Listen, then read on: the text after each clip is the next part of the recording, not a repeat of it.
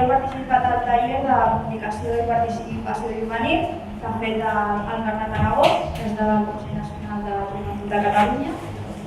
Crec que en general crec que el taller ha estat molt bé i que han sortit coses molt interessants.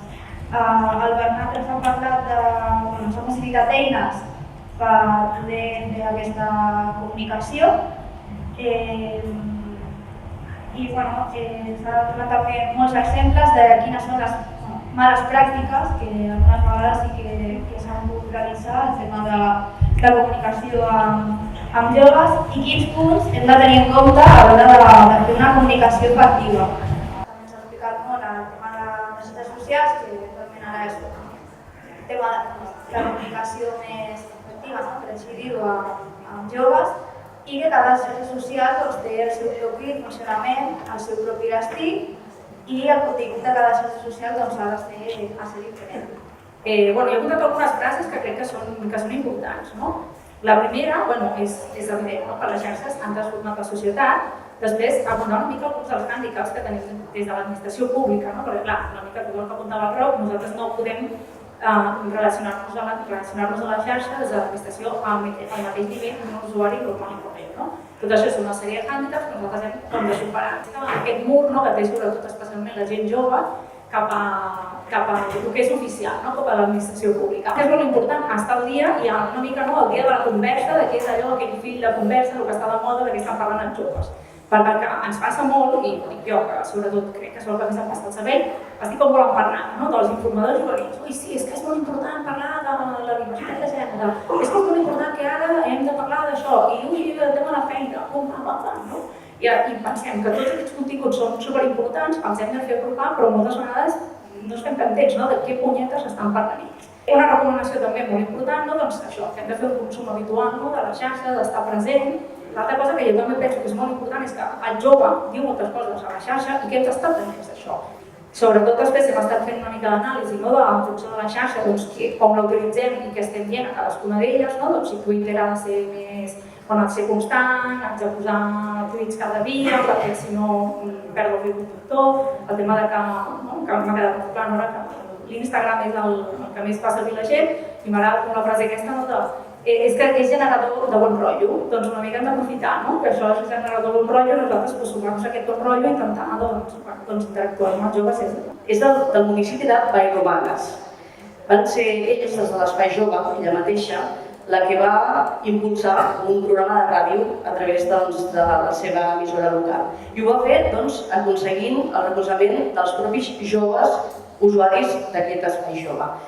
L'objectiu de tot plegat era que el jove tingués veu a la ràdio, és a dir, que fos protagonista de la ràdio i que expliqués tot allò que a ell li interessa d'una manera motivadora i una mica apropant els interessos dels joves. I que de mica en mica aquest programa ha anat creixent, ja que van anar també a l'institut a fer uns tallers i van anar captant joves. El que han volgut una mica és que aquest programa tingui continuïtat en el temps. És un programa d'uns 25 minuts que diu que enregistren i que el programa, el guió, el fan els joves però en coordinació amb l'Espai Jove. L'Espai Jove en tot moment també es reuneix amb ells, tot i que després la realització final es fa a la ràdio amb un tècnic, que curiosament el tècnic també és el tècnic de drogodependències. Si el que busquem és que el jove s'informi i que escolti, que conegui el municipi i que, no sé, s'impliqui, ha de ser el mateix jove que creï aquest producte. Perfecte. A més, en el taller he treballat un programa. El programa seu habitual l'he gravat aquí. I és un taller que s'ha dividit bàsicament en dos grans blocs. Un primer bloc en el que hem fet una reflexió conjunta a través de diverses preguntes. D'una banda, quines necessitats dels joves podem abordar amb la comunicació audiovisual. En segon lloc, per a què ens serveix als professionals de joventut la comunicació audiovisual i finalment també quines experiències tenim nosaltres com a professionals en matèria de creació visual amb joves. En relació a això, i de cara a la segona part, el que hem fet ha sigut desenvolupar aquesta reflexió a través de la gravació directament d'un vídeo. Hem creat un vídeo, ens hem dividit en grups i hem fet vídeos per intentar justament recollir aquestes reflexions. Parlàvem de la comunicació audiovisual participativa, perquè al final la comunicació audiovisual, que de fet els joves tenen molt incorporada avui en dia en el seu dia a dia. Abans, per exemple, parlaven de xarxes socials i una gran part de la comunicació que els joves realitzen a través de les xarxes té un component audiovisual. Per generar canvis, per generar transformació, justament la idea de la comunicació audiovisual és molt potent, és una eina que té una gran varietat de recursos que es posen al nostre abast per tal de fer aquest treball participatiu, sobretot comptant que és un treball que és molt més interessant quan es fa amb els propis joves, adreçat també a altres joves. Elements claus eren el de cocreació, ja com a títol del taller que explica això de cocreació. És interessant a les connotacions de participació que té el concepte de cocreació i de donar veu als col·lectius, que bàsicament seria això.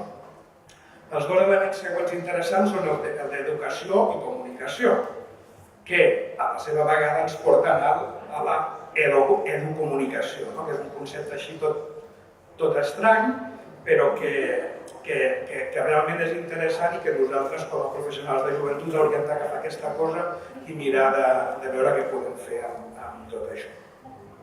La conclusió és que hem d'agafar la lògica dels mitjans de comunicació i adaptar-les als nostres interessos, perquè això és el que hi ha.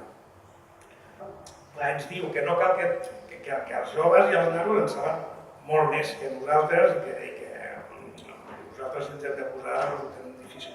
Però bé, està bé, ens ha donat una sèrie de recursos sobre l'animetria, els guions, el storyboard, ens ha donat algun truc i alguna coseta també que hem pres nota.